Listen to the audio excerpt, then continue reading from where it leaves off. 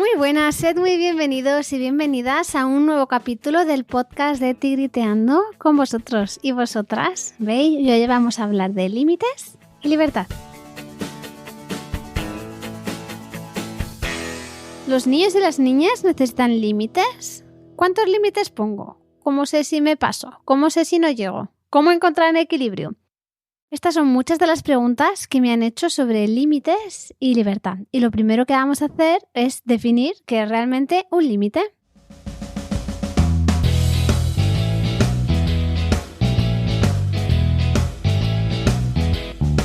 La RAE dice que es una línea real o imaginaria que separa dos terrenos, dos países o dos territorios.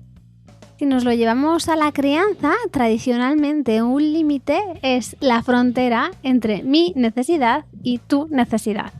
Pero los límites, desde el punto de vista de la crianza respetuosa en relaciones verticales, son mucho más que una guerra entre dos bandos.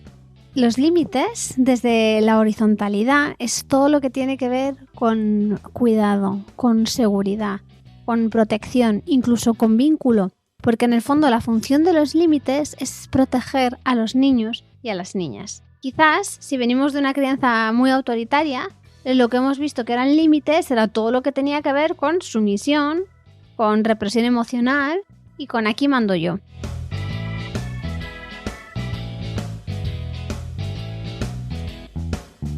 Entonces, desde ese punto de vista, no, los niños no necesitan límites. Los niños no necesitan ni sumisión, ni represión emocional, ni verticalidad.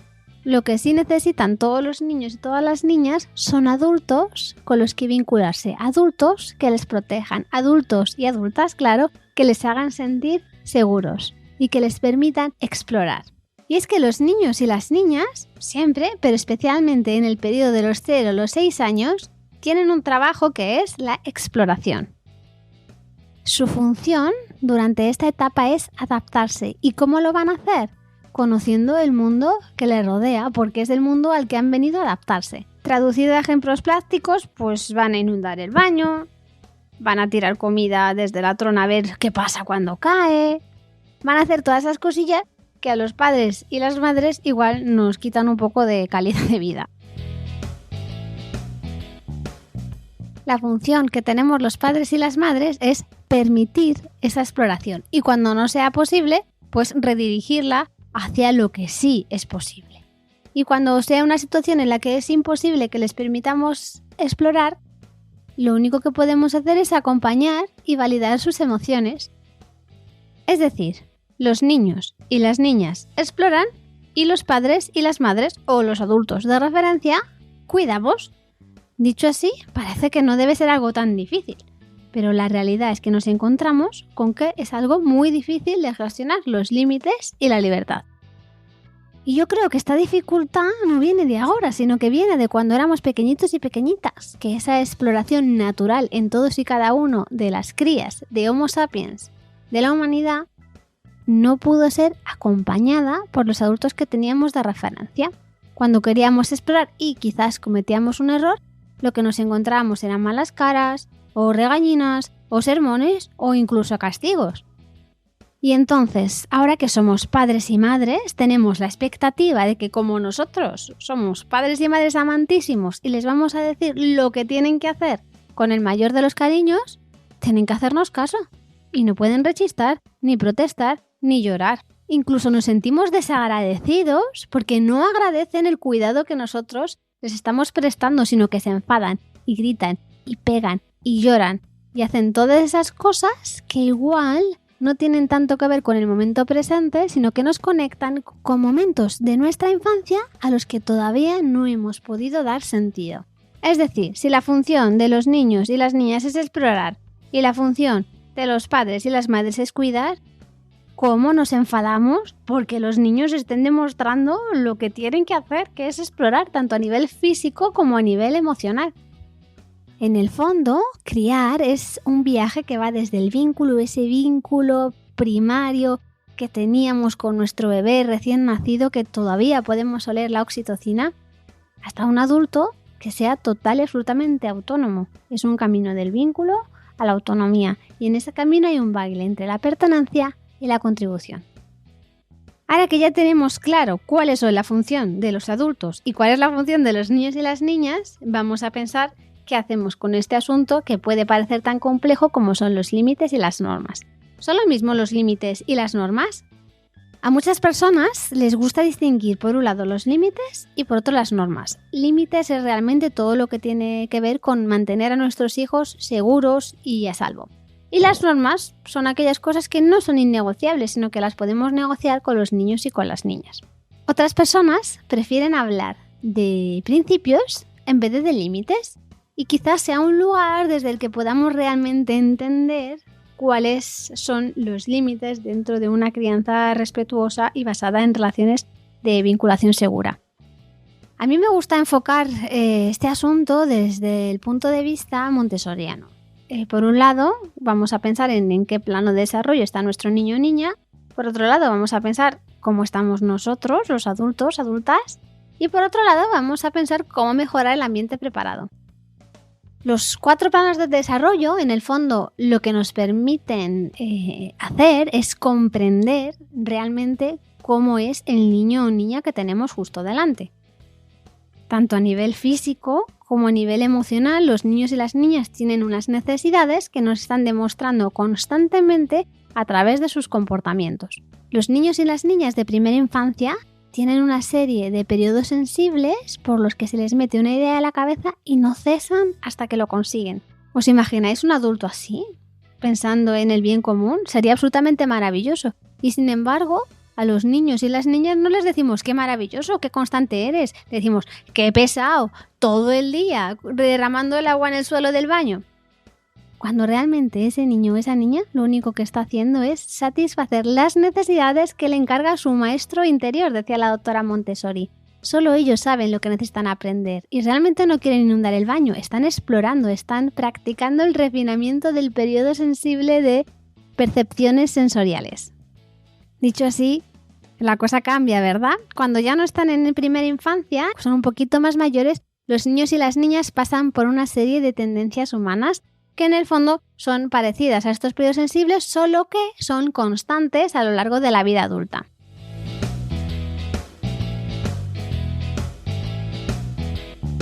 También podemos pensar qué nos está diciendo la neurociencia sobre cómo funciona el cerebro de los niños y las niñas, porque es que resulta que los niños de 3 años apenas tienen cerebro racional y los de 6 tampoco tienen mucho.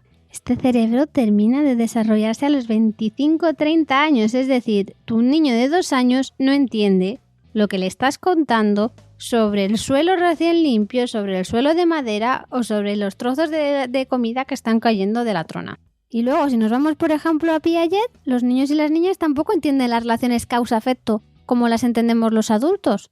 Un sándwich partido por la mitad no es un sándwich, son medio sándwich. Un plátano partido por la mitad ha dejado de ser un plato para ser 2 medios plátanos, y no es lo mismo. Y luego, por otro lado, los niños y las niñas, como todos y cada uno de los adultos, tienen derecho a expresar su poder, su soberanía. Tienen derecho a crecer en un ambiente donde exista el equilibrio entre el orden y la libertad, donde haya respeto mutuo, donde exista una vinculación segura, un apego seguro.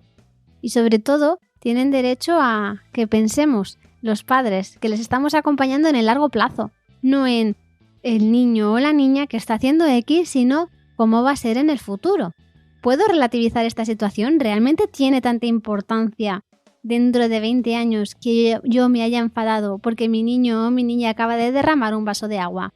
Cuando tenemos comprensión de lo que necesitan los niños y las niñas es cuando vamos a poder ver que sus comportamientos simplemente son su forma de satisfacer una necesidad, bien física o bien emocional, porque a veces el comportamiento de los peques es una petición de ayuda. A veces no lo es. Los que necesitamos ayuda somos nosotros, los adultos, para poder volver a ver el mundo con ojos de niño o niña. ¿Y qué pasa? Que es que los adultos se nos ha olvidado lo que nos pasaba cuando éramos niños y que lo suponía que te dijeran que no, algo que te apetecía hacer muchísimo. Entonces, antes de explorar el tema este de los límites, yo lo que me preguntaría es cómo está mi conexión, mi vinculación con el niño o la niña que tengo delante. Quizás esté con su comportamiento buscando reconocimiento. O quizás esté buscando el poder que merece, su soberanía. O quizás está intentando restablecer una injusticia. O quizás necesita una habilidad y que nosotros le enseñemos en pequeños pasos. O quizás esta teoría, la de las metas erradas en disciplina positiva, ya nos la sabemos a nivel racional. También sabemos cómo funciona el cerebro de los niños y las niñas, que la autorregulación es algo que tarda su tiempo y que al principio es el adulto que acompaña el que regula la emoción del niño o la niña. Y sin embargo, en ocasiones, el comportamiento de nuestros niños y las niñas nos molesta y surge la rabia, la ira. O nos conecta con la tristeza, quizás porque hay algo de nuestro pasado que nos dolió mucho y se ha quedado sin resolver. O quizás incluso nos conecte con el miedo, con momentos de nuestra historia en el que hemos sentido inseguridad y que no podíamos controlar la situación que teníamos delante. O quizás nuestro yo interno se quedó tan relegado que nuestra necesidad de aprobación está por encima de las necesidades de nuestro niño o niña. Todas estas necesidades son muy legítimas. Simplemente es importante que nos demos cuenta de que en ese momento no nos estamos conectando con el momento presente, no estamos conectando con el niño o la niña que tenemos delante, sino que nos estamos conectando con una necesidad nuestra no satisfecha. Vamos a ser conscientes, vamos a tomar una pausa y vamos a pensar que realmente un niño o una niña no tiene que satisfacer la necesidad del adulto.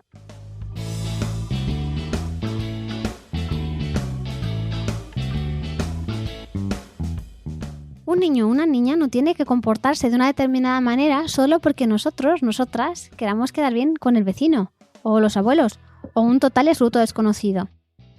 Un niño o una niña no tiene por qué reprimir su rabia simplemente porque a nosotras nos duela. Un niño o una niña no tiene que dejar de explorar simplemente porque a nosotras nos dé miedo. Y por supuesto, pueden mostrar su tristeza. Porque la función de ser padres y madres no es realmente hacer a tus hijos felices, es hacerles sentir seguros. Felicidad es algo que sale de dentro hacia afuera. No podemos hacer feliz a alguien, sí podemos darle seguridad. Y por supuesto, no tienen que satisfacer su tristeza simplemente para que nosotras podamos satisfacer nuestra necesidad de considerarnos, si queréis llamarlo, buenas madres. Entonces, los niños y las niñas tienen derecho, 1, a explorar y 2, a expresar sus emociones cuando les estamos impidiendo esa exploración. Cuando nosotros o nosotras no podemos soportarlo, tiene más que ver con nosotras que con el niño que tenemos delante, con la conexión que tenemos con él o ella y con la conexión que tenemos con nosotros mismos. La doctora Montessori decía que los grandes peligros del educador son el orgullo y la ira.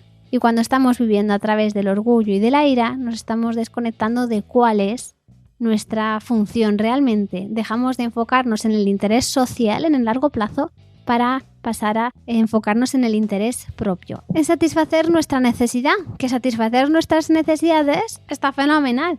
Simplemente tenemos que ser conscientes de que no le pongamos una carga al niño, que está intentando satisfacer la suya, de exploración y de expresión de sus emociones.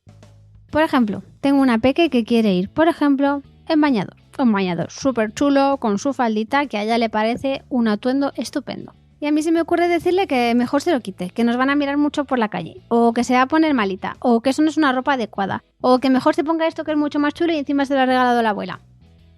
¿Realmente estoy protegiendo en esas situaciones? Si el objetivo no es la protección, no es un límite. Y si no es un límite, lo podemos decidir entre los dos. Entre las dos en este caso.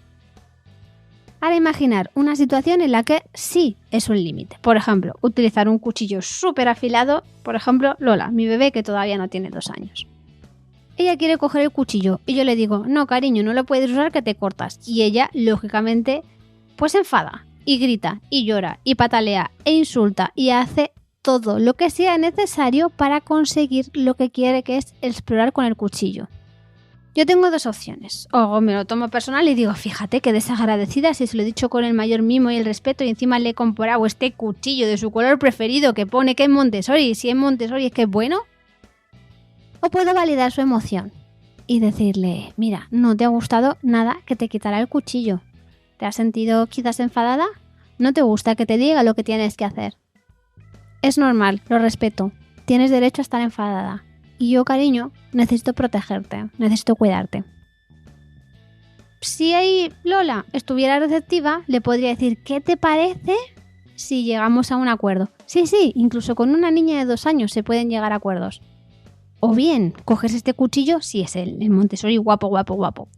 O, si te parece, yo te puedo sujetar la mano para que no utilices el cuchillo tú sola.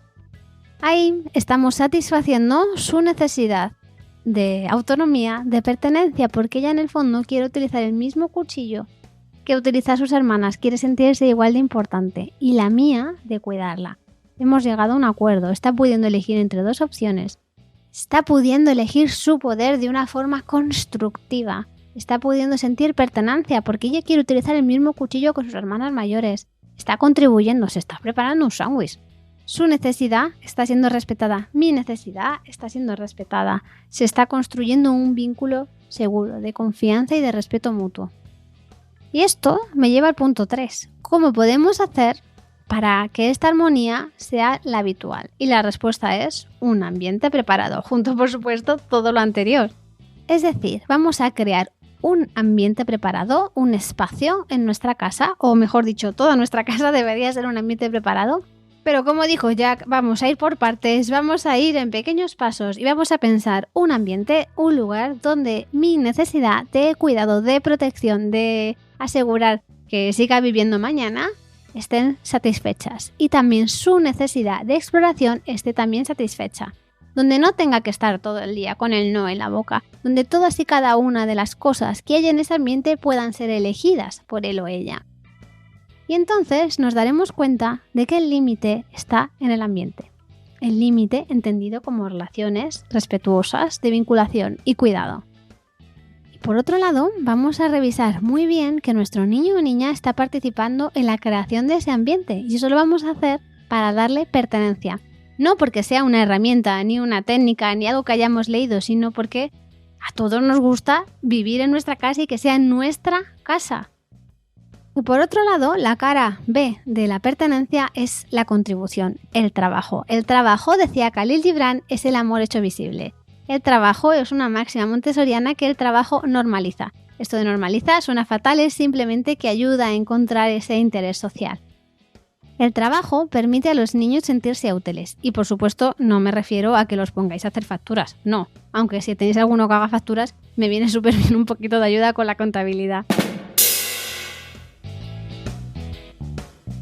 Se trata de que elijan tareas, principalmente de vida práctica, que si queréis hablamos en algún momento sobre qué es esto de la vida práctica, en las que ellos puedan sentirse útiles, sentirse importantes, sentir que su tarea está contribuyendo y haciendo que todos nos podamos beneficiar de su trabajo. Y quizás estaréis preguntando, ¿y ahora yo qué hago? ¿Qué tareas le pongo? ¿Qué trabajos le doy? La respuesta es, y es otra máxima montessoriana, es la observación. Vamos a observar sin juicios y vamos a ver qué es realmente lo que necesita y demanda ese niño o esa niña. Y en base a esa observación vamos a ofrecerle lo que puede servir para que él o ella sienta pertenencia y contribución. Cuando practicas la observación, las dudas desaparecen. O mejor dicho, no desaparecen, pero tienen respuestas. Si hay armonía, pues no hay que tocar nada, no hay que estar pensando si hay muchos límites o pocos límites. Si todos estamos felices, todo va bien y otra cosa mariposa. O quizás, si tenemos miedo de que sean pocos límites, estaremos conectándonos con algo que nos ha dicho algún abuelo o algún vecino o algún total y absoluto desconocido sobre que los niños necesitan límites y se nos ha metido dentro de la cabeza. Y cuando hay dudas, si realmente dudamos, si estamos ajustando bien ese equilibrio entre la firmeza y la amabilidad, o lo que es lo mismo, entre el orden y la libertad, la respuesta muchas veces llega a partir de la observación de 2 tipos, de nuestro niño o niña, y también la autoobservación, que si cabe, cuando estamos hablando de nuestros hijos y nuestras hijas y no de nuestros alumnos, es hasta más importante. ¿Cómo me siento yo hoy? ¿Me siento como un día soleado? ¿O quizás como un día lluvioso? ¿O siento hasta granizo o nieve? ¿Qué estoy sintiendo, pensando y decidiendo? Siento ira, siento rabia, siento tristeza, tengo la necesidad de complacer, de buscar aprobación. me siento estresada y siento la necesidad de controlar o de vivir en la exigencia o de complacer o de evadirme. Y ahora que ya nos hemos dado cuenta, hemos sido conscientes, toca buscar una solución. Y ahí cada uno se tiene que buscar la suya. A mí me viene muy bien meditar, el yoga, la escritura terapéutica, pero para otras personas esto puede ser la muerte. Entonces tenemos que cada uno buscar cuál es nuestra forma de poder trabajar un poquito ese orgullo y esa ira del que nos hablaba María Montessori.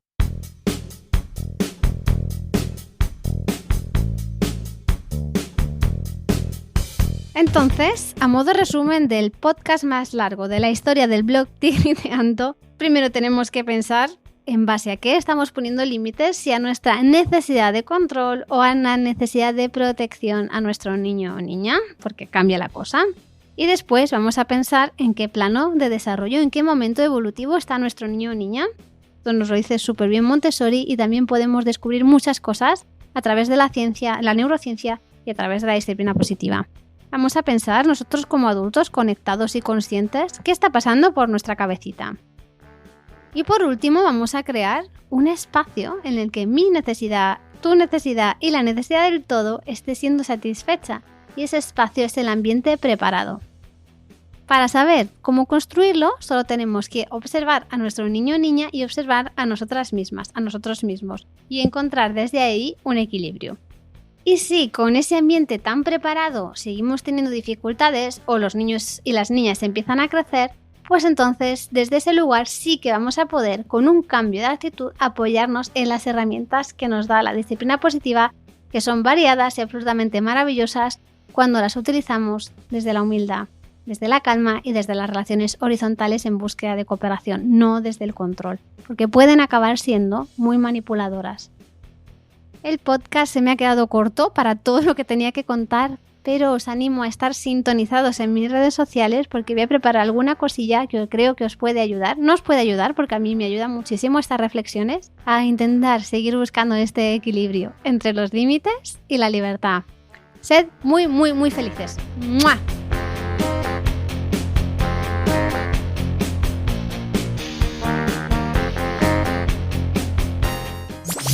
Los límites desde la... Perdón.